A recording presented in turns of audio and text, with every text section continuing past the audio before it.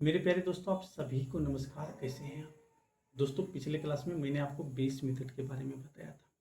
आप base method की help से किसी भी संख्या का वर्ग कैसे निकालेंगे इसके बारे में मैंने आपको बताया था। इसके अलावा मैंने आपको बेस मेथड की हेल्प से ऐसी दो संख्याएं जो एक दूसरे के निकट हो, उन दोनों संख्याओं का गुणनफल आप कैसे निकालेंगे इसके बारे में भी मैंने आपको बताया था। आज के इस क्लास में मैं आपको वर्गमूल के बारे में बताऊंगा। आप किसी भी संख्या का वर्गमूल कम से कम समय में कैसे निकालेंगे। टॉपिक बहुत ही इंपॉर्टेंट है। यहाँ से सवाल सीधे तौर पर एग्जाम में पूछे जाते हैं, इसलिए आपको इस टॉपिक को ध्यान से पढ़ना चाहिए। आप इसी वीडियो में किसी भी संख्या का वर्गमूल निकालना सीख जाएंगे। फिलहाल जब हम किसी भी संख्या का वर्गमूल निकालने की बात करते हैं तो वर्गमूल के दृष्टिकोण से संख्या दो प्रकार के होते हैं दोस्तों। एक होता है पूर्ण वर्ग संख्या, पूर्ण वर्ग संख्या,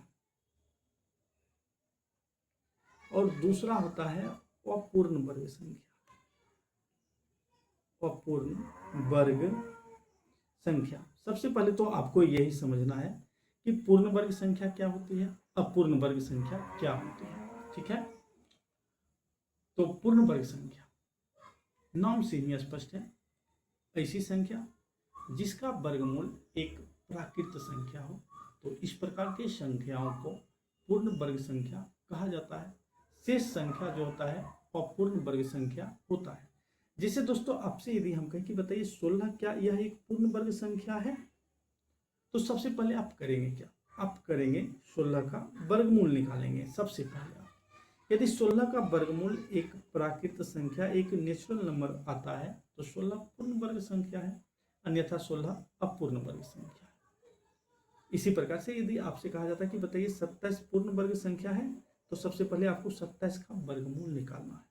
और यदि 27 का वर्गमूल नेचुरल नंबर आता है तो 27 क्या है, एक पूर्ण वर्ग संख्या है, अन्यथा 27 अपूर्ण वर्ग संख्या है।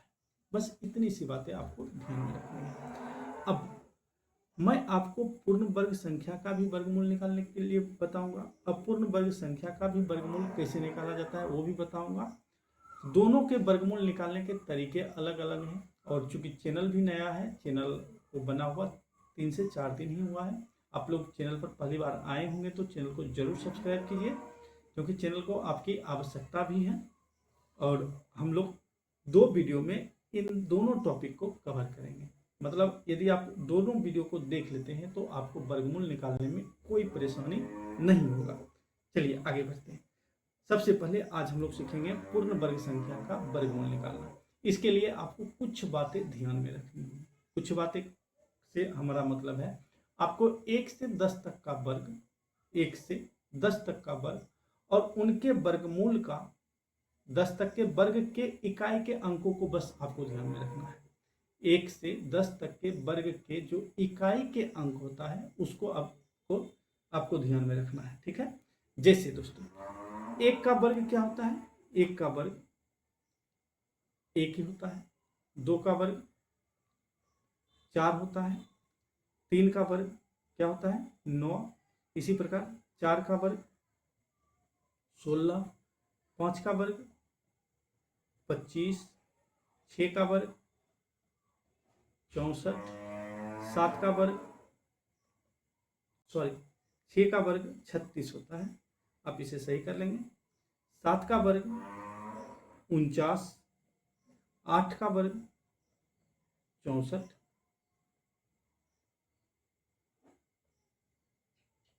64 होता है।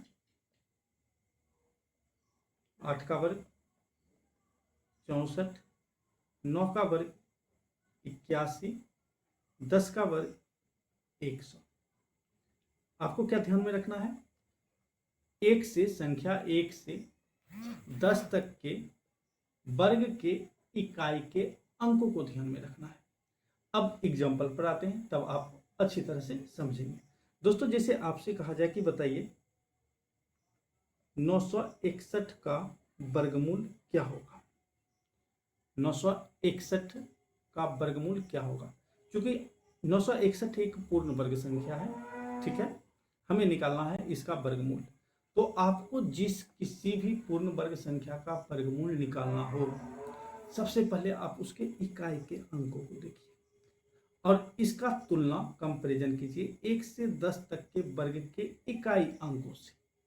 बस आपको कुछ नहीं करना है, पहला काम आपको क्या करना है, जिस किसी भी पूर्ण वर्ग संख्या का वर्गमूल निकालना है, आप उसके इकाई के अंकों को देखिए और उनका कंपैरिजन कीजिए, तुलना कीजिए किससे, संख्या 1 से 10 तक के वर्ग के इकाई अंकों के साथ। यदि हम देखें यहाँ 961 में एक इकाई का अंक 1 है और यदि हम इसका वर्गमूल निकालते हैं तो इसके वर्गमूल के जो इकाई का अंक होगा वह या तो 1 होगा या तो 1 होगा या 9 होगा।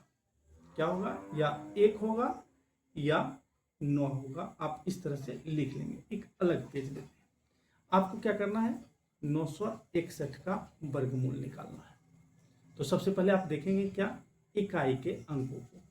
इकाई का अंक 1 है, इसका मतलब है कि यदि हम 961 का वर्गमूल निकालते हैं तो इसके 961 के जो वर्गमूल के जो इकाई के अंक होंगे, यहाँ से आपके संख्या के वर्गमूल के जो इकाई का अंक है वो डिसाइड होता है। तो 961 के वर्गमूल के जो इकाई का अंक होगा वह क्या होगा, 1 होगा या 9 होगा। ठीक है, अब आप क्या करेंगे, अंतिम के 2 अंकों को काट देंगे, बचा कितना, 9। अब 9 का वर्गमूल क्या होता है, 9 का वर्गमूल क्या होता है, 9 का वर्गमूल होता है 3। अब आप क्या करेंगे, 1 के पहले भी 3 लिखेंगे, 9 के पहले भी 3 लिखेंगे। यदि 10 रहे यहाँ पर संख्या, 11 संख्या रहे तो आपको उससे छोटी, यदि 10 है तो 10 से छोटी संख्या खोजना है जिसका वर्गमूल एक प्राकृत संख्या हो। अगले एग्जाम्पल में हम देखेंगे। तो 961 के 2 संभावित वर्गमूल होंगे 31 या 39, या तो 31 होगा या 39 होगा। अब हमें ये डिसाइड करना है इनमें से कौन सा होगा। तो इसके लिए कुछ नहीं, बस आपको एक छोटा सा काम करना है। वो काम क्या करना है, आपको इस 3 में अगली संख्या 4 से गुना करना है। तो 4 क्या कितना होता है, 12 होता है।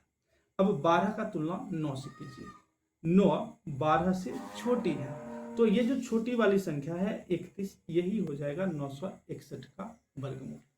फिर से समझते हैं दोस्तों, आपसे कहा जाता है कि बताइए 1296 का वर्गमूल क्या होगा। आपको सबसे पहले अंतिम अंकों को देखना है। अंतिम का अंक क्या है, 1296 का 6 है, तो इसके वर्गमूल का इकाई का अंक क्या होगा, इसके वर्गमूल के इकाई का अंक होगा 4 या 6। आप सभी जानते हैं 4 का वर्ग 16 होता है, इकाई का अंक 6 आता है, 6 का वर्गमूल 36 होता है, इकाई का अंक 6 आता है। तो हमने 1296 के वर्गमूल का जो इकाई का अंक है वो खोज लिया। क्या होगा, 4 होगा या 6 होगा। अब हमें क्या करना है, अंतिम के 2 अंकों को एलिमिनेट कर देना है, काट देना है। बचा कितना, 12। अब 12 से छोटी, 12 के बराबर या 12 से छोटी एक ऐसी संख्या खोजना है जो कि वह संख्या पूर्ण वर्ग संख्या, तो वह संख्या है 9। 12 के बराबर या 12 से छोटी, याद रखना है, बड़ा नहीं जाना है, छोटा या बराबर एक ऐसी संख्या खोजना है जो कि क्या हो, पूर्ण वर्ग संख्या हो। तो वह संख्या क्या है दोस्तों, 9 है। और 9 का वर्गमूल कितना होता है, 9 का वर्गमूल 3 होता है। अब आप क्या करेंगे, 4 के पहले भी 3 लिखेंगे, 6 के पहले भी 3 लिखेंगे। इस प्रकार 1296 के 2 संभावित वर्गमूल होंगे, या तो 34 होगा या 36 होगा। इन दोनों में ही कोई होगा। अब इन दोनों में कौन होगा, इसको जांचने के लिए आपको करना क्या है, इस 3 में अगली संख्या 4 से गुना करना है। तो 4 क्या दोस्तों, 12 आता है। और चूंकि 12 दोनों बराबर आ रहा है, जब बराबर आए तो जो बड़ी वाली संख्या है वो वही आपका क्या हो जाएगा, वर्गमूल हो जाएगा। यदि यहाँ से ये छोटा आता तो छोटी वाली संख्या होता वर्गमूल, और यदि बड़ा होता तो बड़ी वाली संख्या वर्गमूल होता।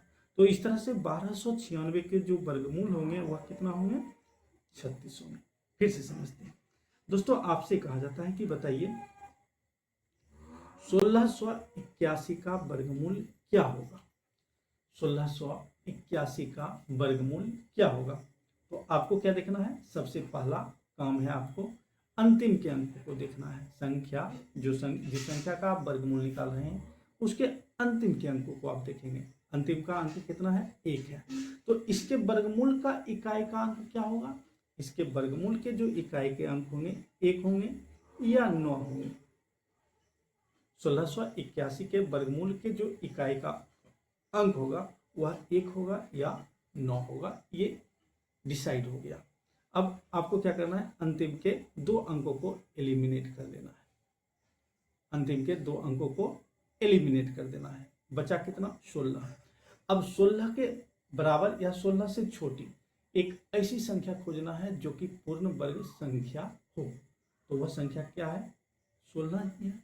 और 16 का वर्गमूल कितना होता है? 16 का वर्गमूल होता है दोस्तों 4। आप 1 के पहले भी 4 लिखेंगे और 9 के पहले भी 4 लिखेंगे।